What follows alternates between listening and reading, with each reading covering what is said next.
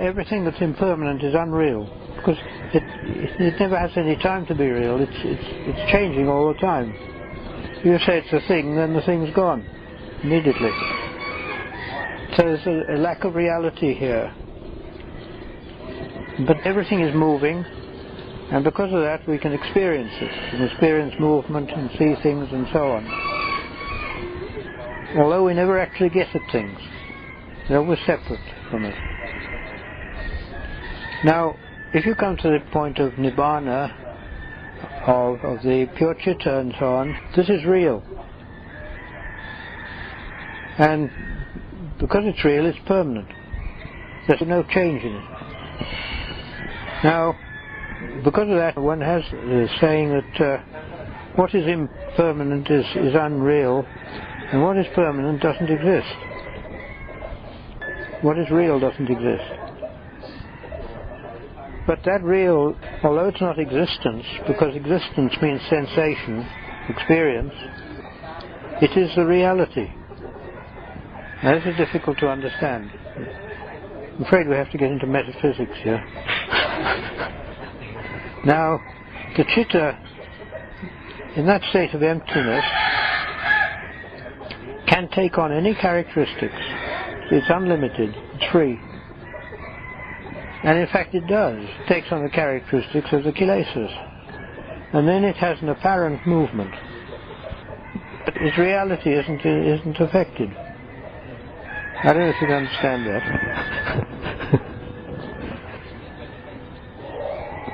You have to have a mind a bit like a corkscrew to do this.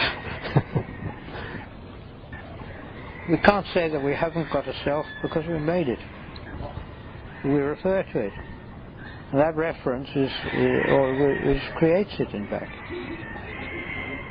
The self is there. And I think the self is the kilesas. That's all. I visualize it like one of those whirlwinds you get in Texas. You know, they come buzzing across the plateau, the plains there, and damaging everything, whirling around, and being an absolute nuisance altogether. But when you come to look at it, all it is air, nothing else. And if the thing stops whirling, where is it? You can't find it. In other words, there's no substance there. There's no entity there. Its existence is that whirling. Existence is the dynamic movement all the time. And the self's like that. It's just whirling about all over the place, driven by the kilesas and the chitta. Because the chitta empowers the kilesas. It's the one that gives the power to them. But the kilesas are rooted in it. So it tends to go in the direction of the kilesas all the time. And it's like a whirlwind then. But one can't say there is no self. But certainly there's no entity of self, no permanent self. Nothing you can sort of cut out and find and say, there it is, like that. Well, how does the function of awareness fit in with this? The sati, with the self and the emptiness. Often I associate when I have awareness, it corresponds to a sense of self. But when you spoke about the pure chitta, if I understood, it's also coming from... the pure chitta is for the Arahant. Okay. So with the quality of awareness there? There may be or there may not, because the Arahant doesn't need these things. The Arahant doesn't need to be mindful. These are all training. You can see in the suttas, it said, the Buddha set up mindfulness before him. Now if he was always mindful, why was it necessary to set it up? It means he wasn't always mindful, because there's no need to be. The Arahant's done the job, and he can sit back and relax. He can put his feet up and take it easy. Well, when you say pure chitta, is it the same as Nibbana? Yeah. It's there all the time, but it's covered up. Ajahn describes the simile of like steps of the sala? The simile of steps of the sala for an Arya Pugala, and the first stages of the first steps, like you see the sala but you're not in there yet. And the Arahats when you've actually put both feet up in the land.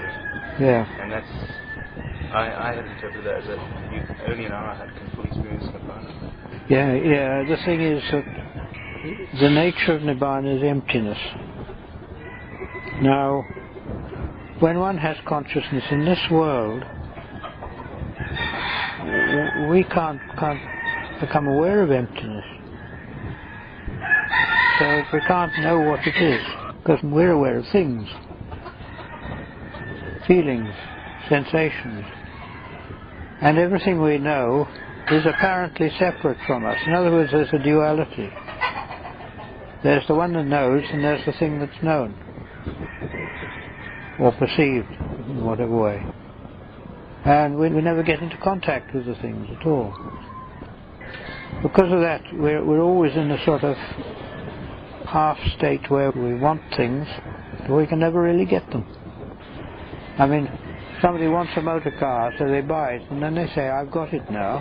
But in what way has it changed? Nothing changes. All that changes is the idea in the person. The car is just the same. And to say that it's mine is just a way of speaking. It's a social way of thinking. That's all. Because of that, one really has no possessions. It's only that one thinks one has. One really hasn't got a body either. The body doesn't belong to one. It belongs to the world. It comes from the world, it goes back to the world, and it's supported by the world. And this belongs to the world, really, you see. When or how do they become unskillful reflecting on self? on self? Can that become? Well, to reflect unskillfully on self and not self, it's like people, they like to say, I haven't got a self. What hasn't got a self? They're saying I, and then they say it hasn't got a self. What is this I that hasn't got a self? And they try to, in their conversation, they try to avoid the saying I at all. So that's going to make any difference. This is the way of being unskillful. People, they have a belief in non-self, but the belief is just a view. And it doesn't go inward deeply at all. There's no depth to it. It's just a surface view. The depth is that they firmly believe they've got a self like that, and that the self is something real there.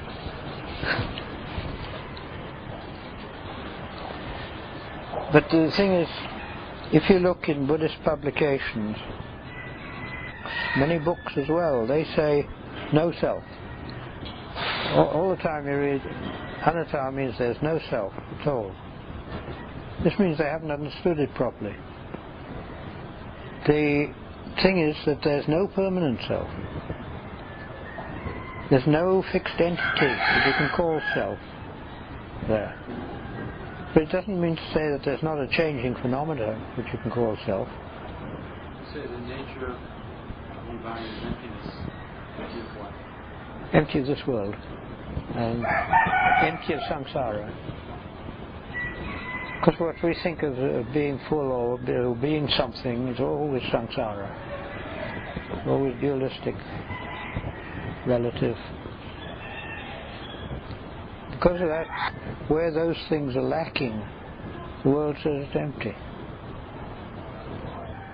But that emptiness is not a nothingness. It's a reality. And it's quite incomprehensible to us because we have to think in relative terms. We understand in relative terms. What we are is all built up around that. Then we try to comprehend it in relative terms, and we can't. I mean, to put it a different way around, if you view the way the senses work, seeing works that the object seen affects the eye, it goes inward to one. From that one gets an image internal, and that internal image is what we see. Now you work it out, it's quite simple to work out. Because of that, if it's true of one thing, it's true of all our seeing. Made up of internal images. And even the what gets in the eye is very small, and it's upside down on the retina. And yet we see there, and we see huge mountains and trees and things like that. And we don't realize it's just because of very, very little bit on the retina. The actual image we get inside has been processed by the brain. And it's probably because of this processing that we can see it. Exactly how it works, I don't know.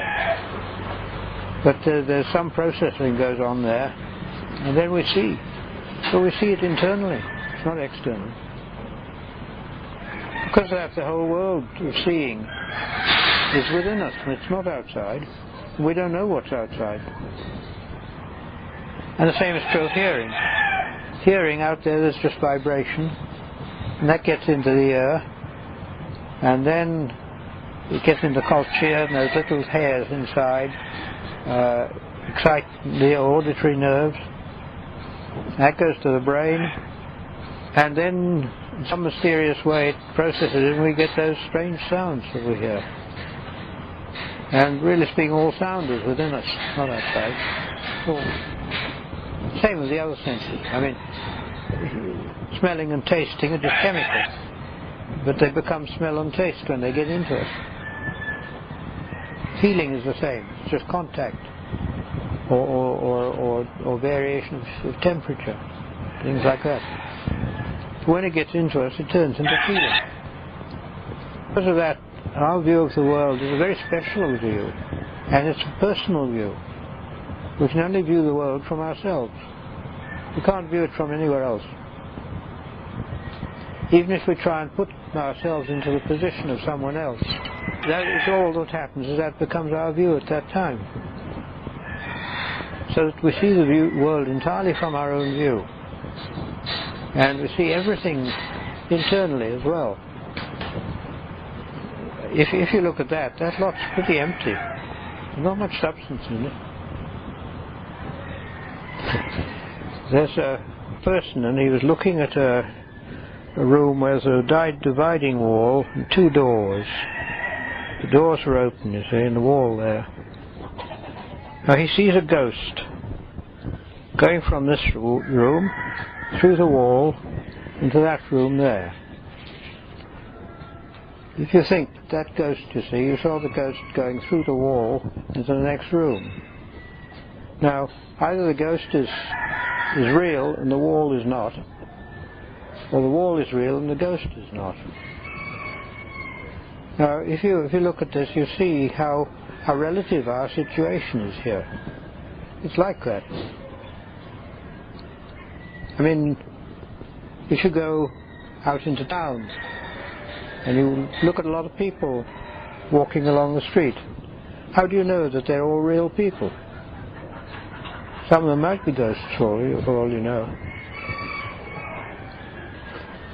The trouble is that we've got a fixed idea of our own reality.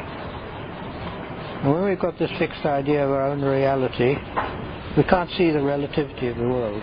We can't see how relative we are and how changeable. And the kilesas don't like that. So what they do is they bring up the self.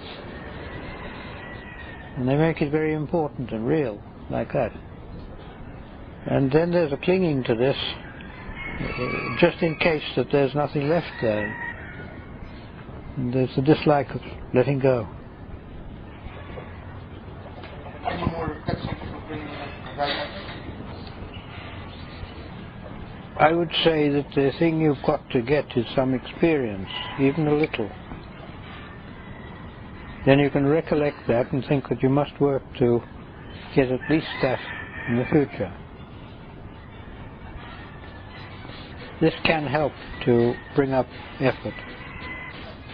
The trouble is, it's difficult until you have had some good experience in practice. Because until then, it's hard slog, hard work.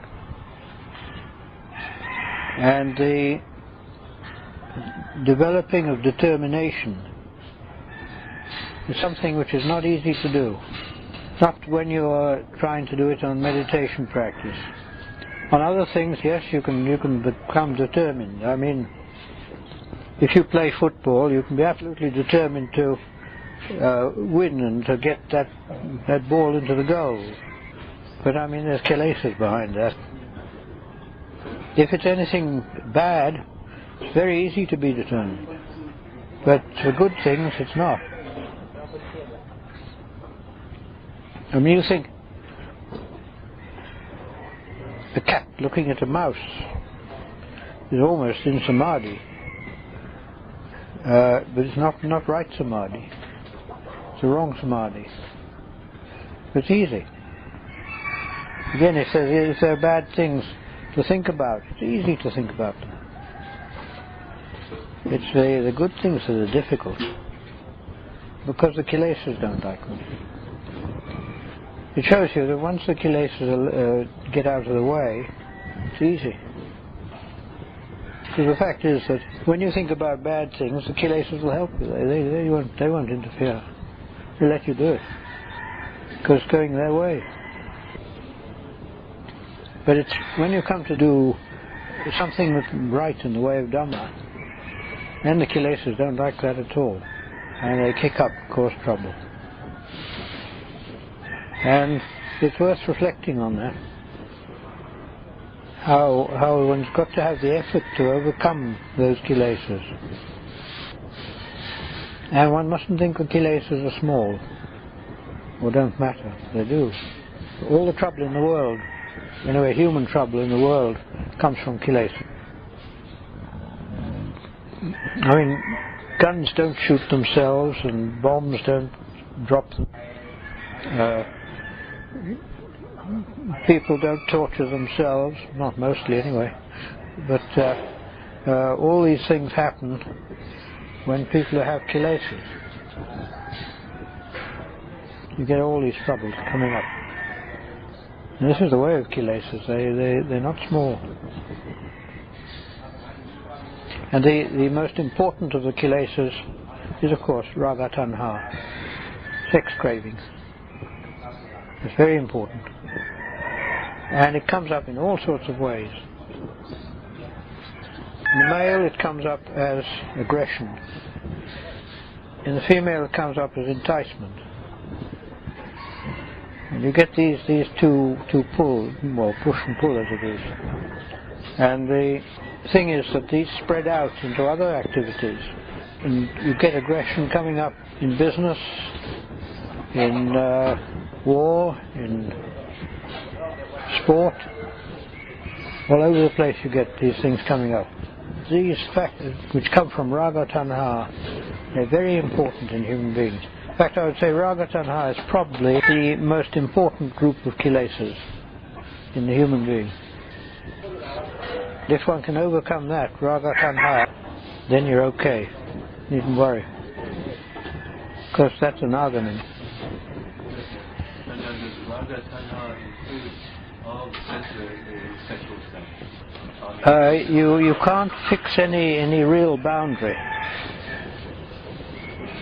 Because when you come to investigate this and look at it, you'll find all sorts of things you never realized before were raga tanha. And the way the human mind thinks is symbolic. It uses symbols all the time. And the sexual symbols they're all over the place. And people use them, they don't even realize it. Somebody who's learnt to see, they can see things what the people do, and the symbols they have, and the way they talk, and the images they have, and you see they're sex symbols, half of them anyway, or more. But they don't see it, people don't realize it. They don't realize the way they work, that's why. These days in advertisement, they seem to make a purposeful tactic to make things sexual. Oh yeah, Even though, I mean, they're very conscious of what they're doing and playing on people's kilesas. Yes, yes. Yes, you can see it all over the place in adverts. Yes. It's quite true. Is that why body investigation is emphasized? Yes. The body contemplation and the asupas.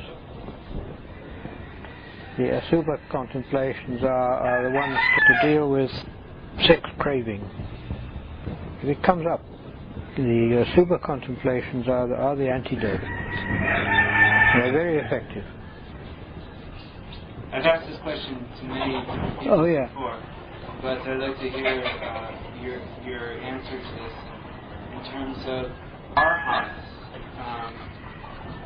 Seemingly from a Western sanya, still have addictions, like whether it be betel nut or cigarettes. Can you explain this? I'm sure you've been asked this a billion times, but maybe you can explain this so it'll sink in, because it still seems like there would be desire, and my perception is that arhat is free of desire. The first thing is that one has to realize what is the arahant. The arahant is a pure chitta. It's not the body, it's not the mind. It's a pure chitta. And the person who's attained that, kilesas have gone. Because of that, if they happen to find in body that, say, chewing betel nut helps them to sharpen the mind a bit. I mean, often it's used to sharpen the mind if one wants to give a talk. I don't take the stuff, it just knocks my hell out of my mouth if I take the stuff. But I know Ajahn, he often takes it. And it is a stimulant. And it's used, it's quite useful as a stimulant like that. As to tanha, no, it's not tanha. But I mean, if there's nothing to stop an arahant getting pleasure out of something. Some things give pleasure and some don't. And if it brings some pleasure, well, why not? He's done his work, he's got through. It doesn't have any effect on the chitta. It's only on the body and mind, that's all. The chitta is pure. In other words, when the arahant has become arahant, he doesn't need to do any more training. He doesn't need to cut out these things that a lot of people think are bad. To start chewing betel nut, thinking that it would be a stimulant to my meditation. I suppose I had so many punches and became a Dharma teacher or whatever. Would that be recommended or not recommended, regardless of me being an arhat? From my experience of betel nut, I wouldn't recommend it. Or smoking, I said. Well, I used to smoke, but that also I wouldn't recommend, because medically it's known to have disastrous effects on the body, and one might need this body a bit longer to try and get free. No, Ajahn says with smoking, he says that if you smoke, you may smoke, that's all right. But if you give it up, you mustn't start again. That's what he said. What is it that's addictive to smoking? It's more, I think, because for the kilesas there probably is tanha there. I know about 33 years, 30.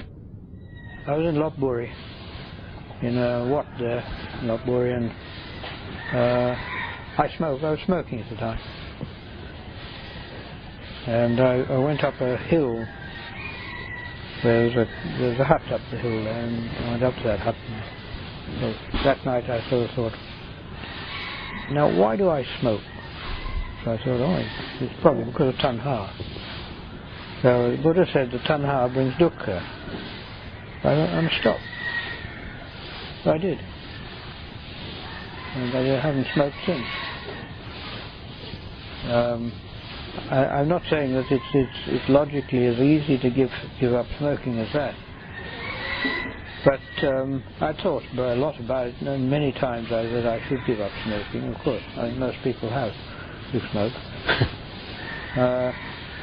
But this time I stopped. And the thing is, if you give up smoking, it's not so much use just stopping smoking. That's not enough. You've got to give up the idea of smoking. And because of that, anybody who gives up smoking should then not even think about smoking. And if the thought comes into the mind, turn away from it quickly. And by that you then quit smoking both externally and internally. And that is the way to do it. So in the case of the arahant who continues smoking, he's a smoker and he reaches arahantship. Yeah. And then of course continues smoking. The arahant could theoretically say, I should quit, or because it's for most people, for unenlightened people, it would be an example of more cravings. Yeah, he might, but the thing is that in the traditions here and in the Northeast generally, that idea has never been very strong. The cigarettes they smoke here are usually these local tobacco, and you just roll them up and smoke them like that. They're not stuck together or bought. That's what it was like. I mean, nowadays I don't know, but in the old days they had that. And this was normal. I mean, just people smoked. And there wasn't any thought of why one shouldn't or anything of that sort. And also, they never had the attitude, which is very prevalent in the West, of anything that's pleasant being bad for you, being sort of evil. This is very prevalent in the West. As all pleasures are in some way evil. You mustn't have pleasure. It's sort of Calvinist attitude. And the thing is that things like smoking, I mean, they're not particularly evil. There's nothing evil in it. It doesn't have any very damaging effect on the mind, even if it does on the body. I mean, there are various questions like that that come up big in the West. Why do you eat meat? Of course, the obvious answer is because one's hungry. But the thing is that they think that there's something fundamentally wrong in eating meat. But the precepts never say you mustn't eat meat. They say you mustn't kill. Killing and eating meat are two very different things, because the killing of an animal requires a very definite volition and a type of volition which you've got to bring up to do it. And when you eat meat, that's completely absent. The meat is not an animal. People always say, oh, but then the animal was killed for you see. And of course, if the bhikkhu knows that it was deliberately killed for them, just for them, they mustn't take it.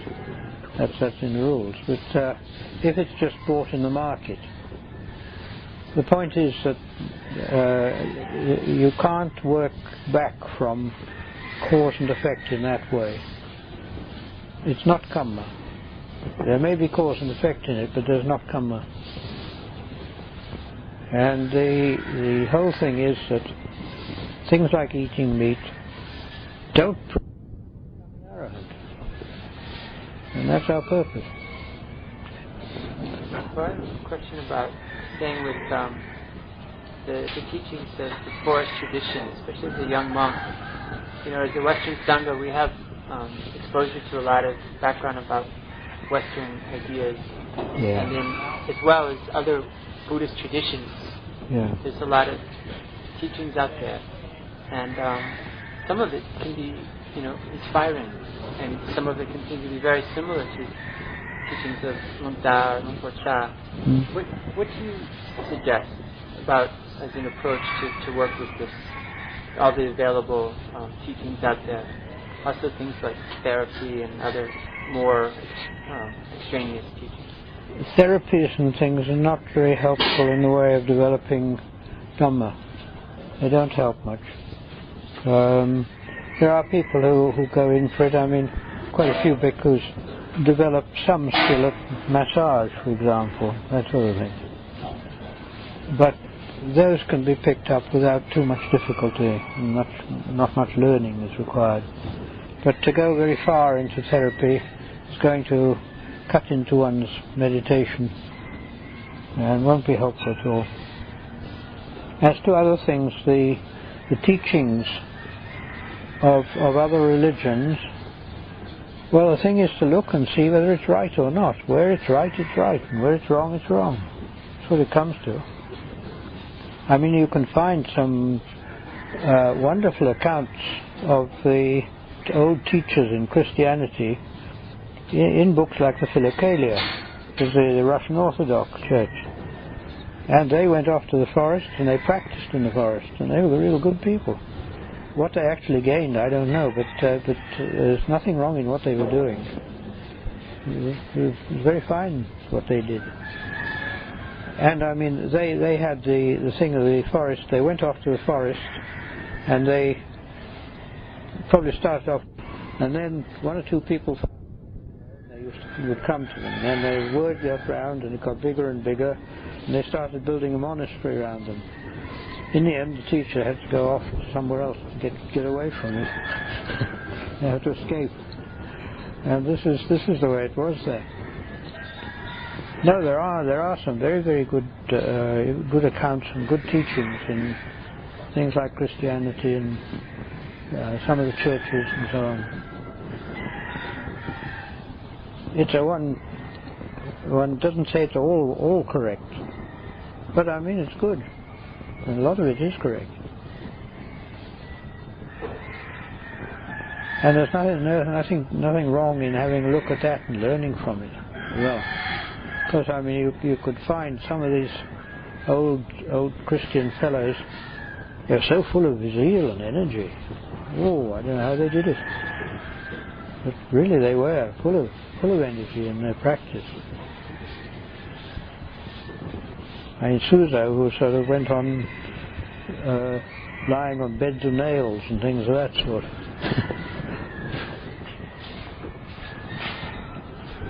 I was thinking about the Mahayana teachings, and then the emphasis on samadhi as the leader of the Noble Eightfold Path. And it's what kind of things one should be mindful of, especially as a young monk. So the teaching, as in the Madhyamika school or the Vijnanavada school, those two anyway, I would say there isn't much wrong in it. It's really the fundamentals of that are in Theravada as well. Although it's not emphasized in the way they do it. There are a few things I keep a pretty open mind on there. I'm not sure about whether they were doing it so good or not. But on the whole, those teachings are not too bad. When you come to the bodhisattva ideal, I don't see it. That's all I can say. Is it right to restrict yourself and stop attaining nibbana so that you can come back and teach people? And what brings you back after all? It's kilesas. And are you going to promote kilesas so that you come back again? Seems to be all wrong. This is all I can say. Buddhist traditions have been fully attained monks in the other Buddhist traditions? Oh yes. I mean, there's little doubt that many of the good Zen masters were fully attained. Little doubt. The contemporary teachers? Oh, I don't know now. I mean, there was Su Yun when he was alive. He was good. But I think he died some while back now. There was a good monk in Korea as well, I heard. In Japan there are some very strict Zen monasteries, but not many. And what the teachers are like there, I don't know nowadays. I just don't know. But the thing is, they don't welcome foreigners at all. I know that. These places are about, but China, I think it's useless looking in China for anything now. The only place you might find one or two good people anyway is in Hong Kong. We had a monk here from Hong Kong not so long ago, this last year. He was a very nice person, very, very ready to listen and talk and discuss things. He got on very well. I mean, he was Mahayana, but it didn't make much difference. You say that the arhat is not the same as bodhisattva. The arhat is the same mana. So here it keeps others. Would that be not the same? No, because the bodhisattva makes the vow that he will keep coming back to rebirth until all beings are enlightened. Now, there's a get out in this. Because when you have attained enlightenment, the only all beings one can know are in one's own mind. And if you're enlightened, then you're enlightened all beings.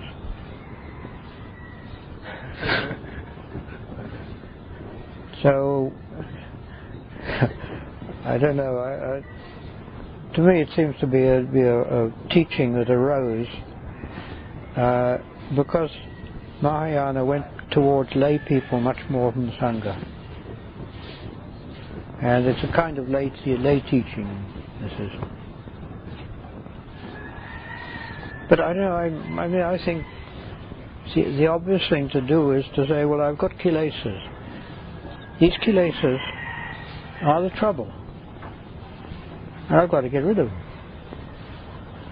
What's the use of bothering about making resolves to come back again and all the rest until you've got rid of the kilesas? When you've got rid of the kilesas, you're in an excellent position to know what to do.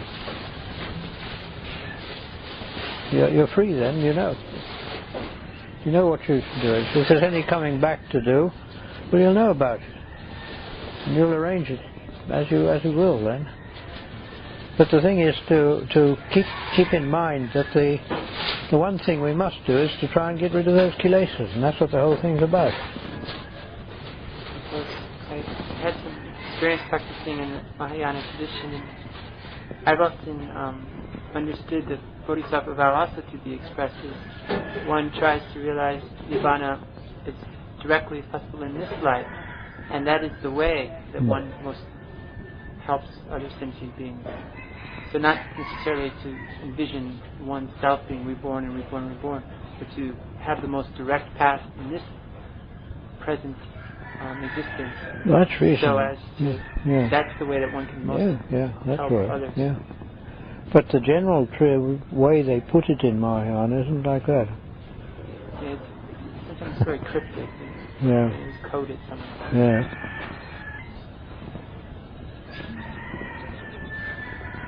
No, I mean to progress as high as one can, and to teach people on the way as far as one can. That's right. That's okay. But one has to realize that not everybody can teach. Some people just can't do it. It's no use.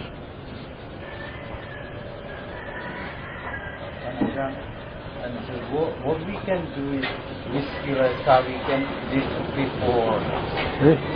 What we can do with kilesa we can this before, like 1 year, 10 years before, and now our kilesa come up. What we can do with this kilesa, let it go or do some chanting. It depends on the nature of the kilesas that come up. They're all types. and they come up in subtle ways, catch you when you're off guard. But the most important thing to overcome the kilesas is mindfulness. I don't think there's much doubt about that. Mindfulness is the best tool you've got. If you develop mindfulness, that will automatically tend to show up the kilesas all the time. And when it shows them up, you know where they are, and you're watchful. And they can't easily get a grip on you then. One thing to realize there is that to overcome the kilesas, one has to directly go at tanha, craving. The cravings are the trouble.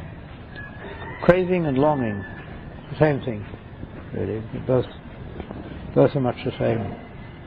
And the craving, if you overcome that, you'll overcome the attachments. But you can't deal with the attachments directly. To try and overcome attachment by power of will or by power of determination or something of that sort, doesn't work. The way you get rid of the attachments is by getting rid of the cause of them.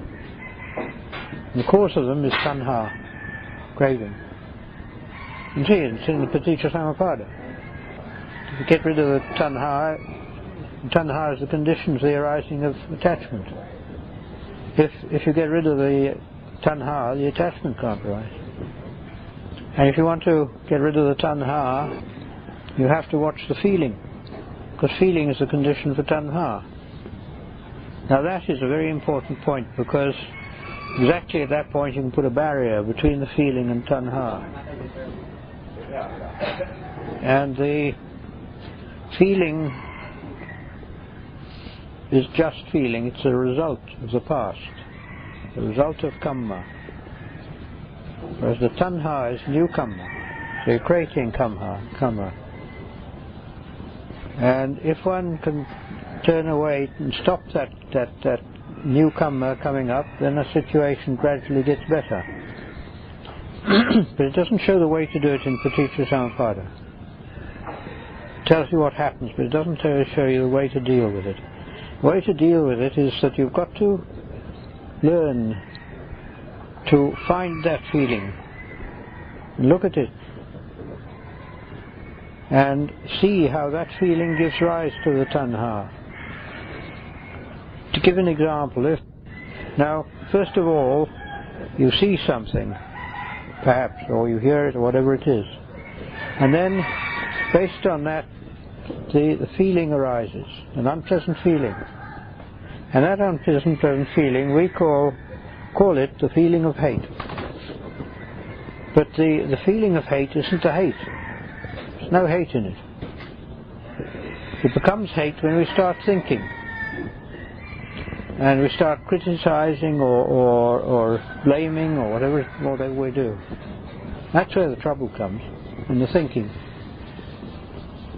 The feeling of hate is an unpleasant feeling. It usually occurs down near the solar plexus somewhere. And you've got to learn to turn inward and look at that.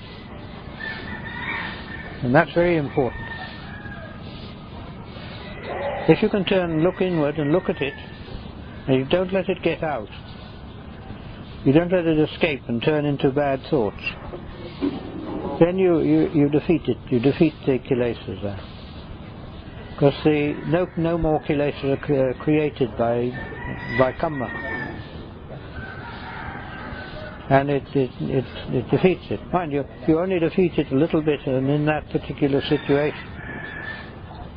And to get rid of that particular hatred completely, you'll probably have to do it many times. It gradually goes.